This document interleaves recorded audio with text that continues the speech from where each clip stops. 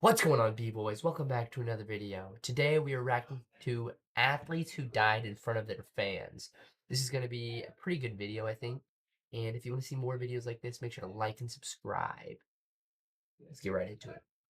Let's get into the video. The beating that changed baseball. On August 16, 1920, thousands of fans packed New York's Polo Grounds to watch the Cleveland Indians face the Yankees. Dude, this video, okay, I apologize already. This video is like a good video, what it seems like, but it's AI. This shit, like, it's just terrible. I know I just started recording and I'm already talking, but like, they make there's such good video ideas.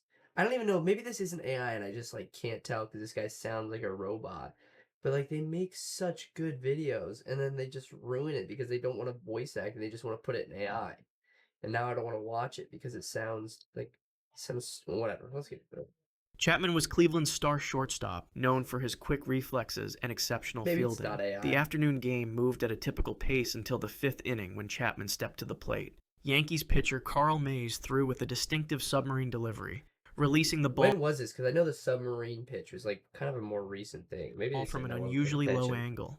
The ball, dirty and scuffed from previous plays, was difficult to see against the late afternoon shadows. Chapman leaned in slightly, preparing for the pitch. The baseball struck his head with such force that the sound echoed through the stadium. Many spectators, including the umpire, thought it had hit Chapman's bat. For a moment, Mays fielded what he believed was a bunted ball and threw to first base. Chapman took several steps toward first base, then suddenly stopped. He dropped to his knees, a look of confusion crossing his face. Blood began to seep from his left ear. Players from both teams rushed to his side as he collapsed onto the dirt infield.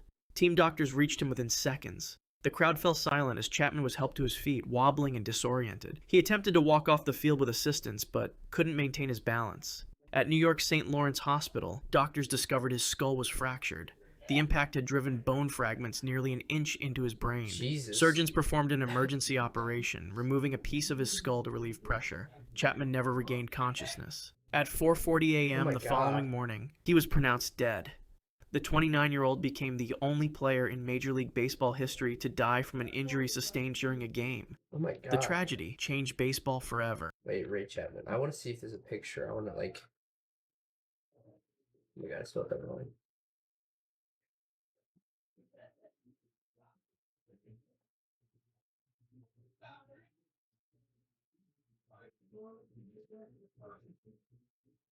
It's not showing. No, this is way back. Okay, I guess it's not a new thing. I thought the submarine pitch was like a newer kind of thing, but I guess not. They were doing it back in the freaking ancient times. The league soon banned the spitball and other pitches that doctored the ball. More importantly, umpires began regularly replacing dirty balls with clean ones, making them easier for batters to see, a practice that continues to this day. Yeah, Goalkeeper blocker gone. On November 29, 2017, spectators filled the small gymnasium in Barras, Brazil, to watch a regional futsal match. Santos Sousa was the 38-year-old goalkeeper for Flamengo de Piripiri, a team competing in the local amateur league. They're not playing in a basketball court. There's no way. They're not. The indoor arena was humid, the crowd energetic as the match entered its final minutes. The referee's whistle cut through the noise. A penalty had been awarded to the opposing team. Santos Sousa positioned himself between the goalposts, bouncing slightly on his toes. His teammates stood silent at midfield. The opposing striker approached the ball with measured steps. The shot came hard and fast, aimed at the center of the goal. Santos Sousa didn't dive. Instead, he stepped forward, making himself large, and blocked the ball with his chest. The impact was solid but unremarkable. Imagine it. Imagine it hits him right in the nuts, and he just instantly goes down and dies. The ball deflected harmlessly away. The crowd erupted in cheers. Santos Sousa raised his arms in celebration. His teammates rushed toward him, congratulating him on the crucial save. For a few seconds, everything appeared normal. Then, without warning, his expression changed.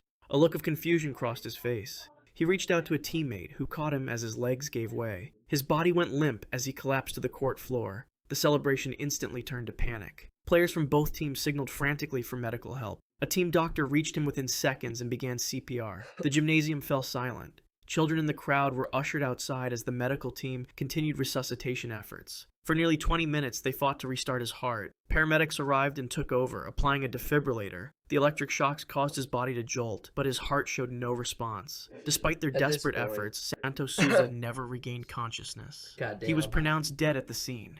Medical examiners later determined he had suffered sudden cardiac arrest, likely triggered by commotio cordis, a rare but fatal disruption of heart rhythm caused by a precise impact to the chest wall at a critical moment in the cardiac cycle. Lightning's sudden strike on the pitch. Is that what happened to that one dude during the football game? What's his name? Heart stopped. What is his name? Like, yeah, this guy, he got hit in the middle of the game. Or it wasn't even a bad hit, but like he got up and then he just collapses. DeMar.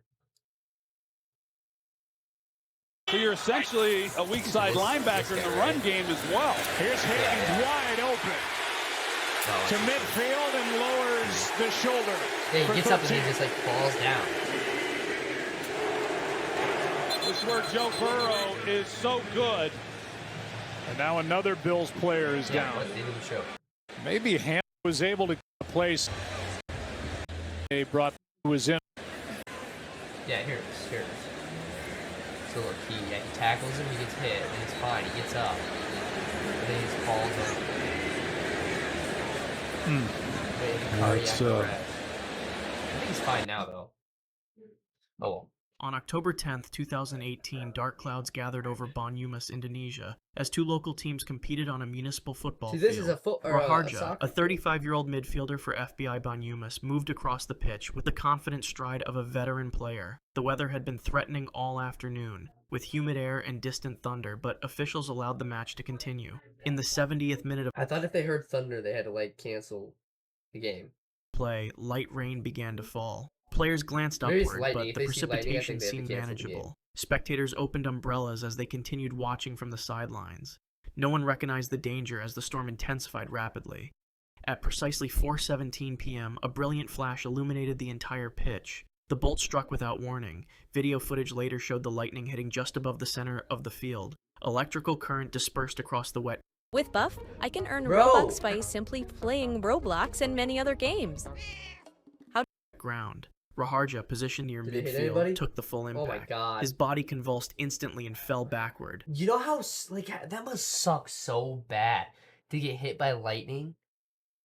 Oh my, I mean, I guess that's obvious it sucks, but Jesus, like, oh my, like, imagine how that feels. Oof. For a moment, other players didn't realize what had happened, assuming he had slipped on the increasingly wet surface. Then someone shouted for help. Players from both teams rushed to his motionless form. Raharja lay perfectly still, his jersey smoking slightly from the intense heat. Medical staff reached him within seconds. His pulse was weak and erratic. Burns marked his chest and left shoulder where the current had entered his body. The rain intensified as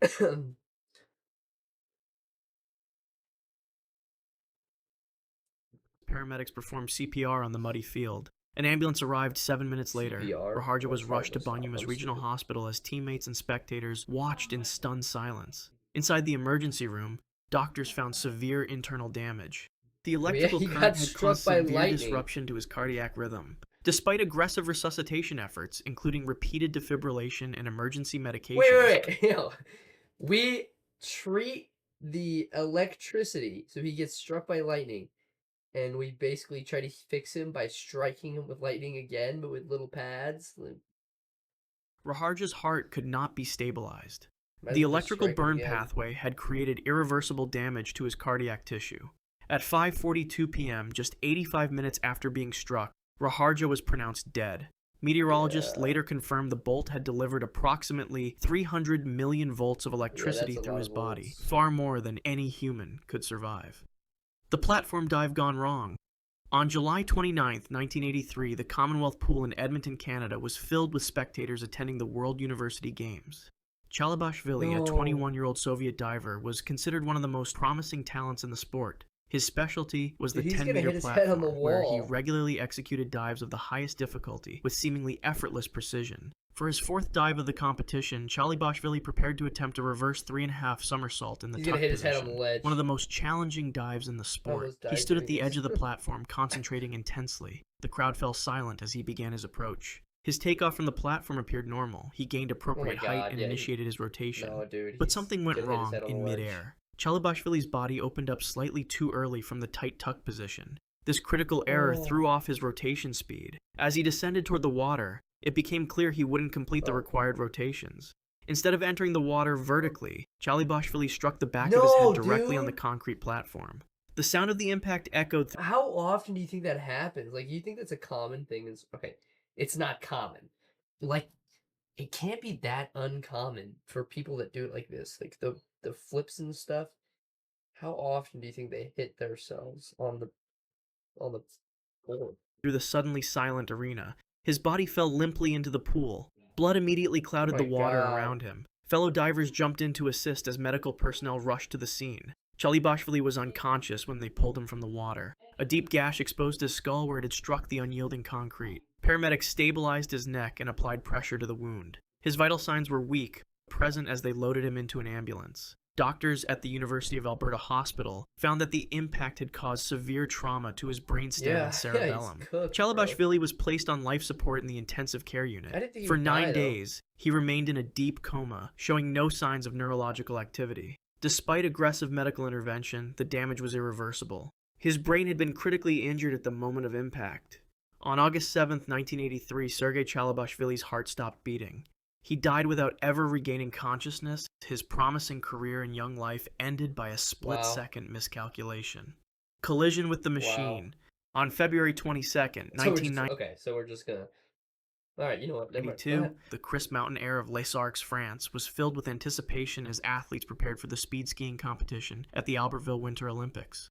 Bochete, a 27-year-old Swiss competitor, was among the What is favorites up in with this these Jesus haircuts? Like, this dude's got the beard and the long hair. The last dude had the long hair and all. Like, what are we doing? demonstration sport, where skiers regularly exceeded no way. 125 miles per hour down specially prepared slopes. The morning was perfect for training. Clear visibility, firm snow conditions, minimal wind. Bochete and several teammates decided to take a warm-up run before the day's official practice. They set out on a marked trail adjacent to the competition course, building speed gradually as they descended. Bochete accelerated into a gentle depression in the slope, his body in the aerodynamic tuck position that speed skiers use to minimize wind resistance. His specialized suit and helmet were designed for maximum velocity. At approximately 68 miles per hour, he approached a small rise in the terrain. As he crested the hill... How much of a difference do you think those helmets actually make? Like, if you look at it, they got that weird shape, and they've got the little pointed end at the end. I've seen those on like a bunch of different things, but how much of a difference do you really think it makes?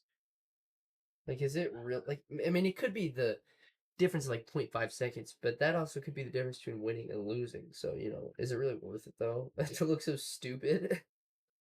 Bochete had no time to react. Snowcat, a large machine used for grooming ski slopes, was parked directly in his path. The machine had been maintaining a service road that intersected with the training run. No warning signs or just fire whoever drives that thing. Fire them. They should be fired. They killed the guy. Barriers had been placed to alert skiers. The impact was devastating. Bochete's body struck the metal vehicle with tremendous force. His momentum carried him into the machine's steel frame and treads. The sound of the collision alerted nearby skiers and course workers, who rushed to the scene. Medical personnel arrived within minutes, but there was nothing they could do. The trauma to Bochete's head, chest, and internal organs was immediate and fatal. I mean, I guess the impact had caused massive internal hemorrhaging and multiple compound fractures. He died instantly upon collision. Spectators and fellow competitors Do you think that the helmet has like the way it's shaped has some benefits for safety? I feel like that might be something. Gathered at the scene, many in tears as news of the accident spread. Olympic officials quickly announced the postponement of all speed skiing events. Flags at the Olympic venues were lowered to half-mast, and it revealed critical failures in communication between course officials and maintenance crews. Yeah, clearly. The snowcat operator had no radio contact with event coordinators and was unaware athletes would be using the training run that morning. They should still be fired. Spectacle silenced. On March 15, 1971, a modest crowd gathered in the small Belgian town of Ritai to watch a local cycling race. Montserrat, the reigning world champion, stood out immediately in his distinctive rainbow jersey, the coveted garment awarded only to world champions. At just 22 years old, he was already considered one of cycling's brightest stars. The race was a minor event on the Belgian calendar, nothing like the major classics or grand tours where Montserrat normally competed. For him, it was a chance to build form early in the season while racing close to home.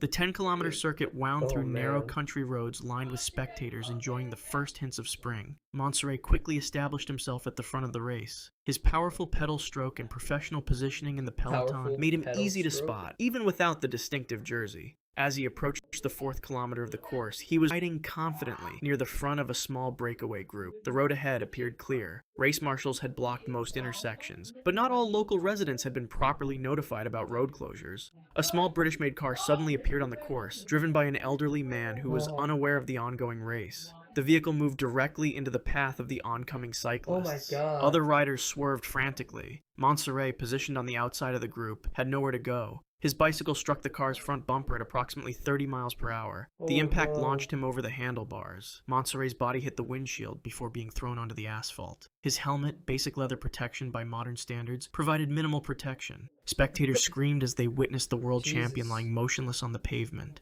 Blood pooled beneath his head. Medical assistance arrived within minutes. A doctor from the crowd immediately began resuscitation efforts as race officials radioed for an ambulance. Despite their desperate attempts, Montserrat's injuries were too severe. The impact had caused severe trauma to his skull and cervical spine. At 4:15 p.m., less than 30 minutes after the collision, Jean-Pierre Montserrat was pronounced dead at the scene. The rainbow jersey, cycling's most prestigious symbol, was stained with the blood of its youngest champion. Jesus. Olympic heat miscalculation. Last one. On July 14th, 1912, spectators gathered along the marathon route at the Stockholm Olympics. Lázaro, a 21-year-old Portuguese runner, was among the 68 competitors prepared to tackle the 26.2-mile course. 26. The weather conditions were unusually brutal for Sweden. Temperatures reached 89 degrees Fahrenheit with high humidity and no cloud cover. Before the race, Lázaro made a critical decision based on faulty medical understanding of the time. He covered large portions of his body with a thick layer of suet, animal fat typically used for cooking. This was common practice among some athletes who believed it would prevent sunburn and reduce water loss through the skin. At 1:45 p.m., the marathon began. Lázaro started conservatively, settling into a steady rhythm as the pack made its way through Stockholm's streets. Spectators noted his determined expression as he passed the early checkpoints. For the first 10 kilometers, he appeared strong and composed. As the race progressed, the temperature continued to climb. By the 25-kilometer mark, many runners were showing visible signs of heat distress. Lázaro began to struggle. His pace slowed. Witnesses reported seeing him stagger slightly, his gait becoming irregular. The suet coating, rather than protecting him, was preventing his body from cooling through natural perspiration. At the 30-kilometer mark, near the town of Sollentuna, Lázaro suddenly veered to the side of the road. His legs buckled beneath him. He collapsed onto the dusty surface, unconscious. Race officials and medical personnel rushed to his aid. His skin was alarmingly hot to the touch, yet completely dry. Doctors at the scene recognized the symptoms of severe hyperthermia. Lázaro's core temperature had risen to dangerous levels. His pulse was rapid but weak. Despite having water poured over him and being transported quickly to a nearby medical facility, his condition deteriorated rapidly. For several hours, medical staff fought to lower his temperature and restore fluid balance. His organs began... But wouldn't putting a bunch of cold air on him, wouldn't that kill him almost? Because I thought, I'm pretty sure if you go from, really, really hot, or if you have, a heat stroke, you're not supposed to get cold water, right away, because you might die from the quick changings. Shutting down one by one as the accumulated heat damage spread throughout his system. His heart, already strained from the race, could not sustain the additional stress. At 7:30 a.m. the following day, Francisco Lázaro died without regaining consciousness. He became the first athlete to die during competition in the modern Olympic Games. The autopsy revealed extreme dehydration and electrolyte imbalances that led to multiple organ failure. If you want to see more videos like this, click the video on screen now and make sure to subscribe. It's a good video.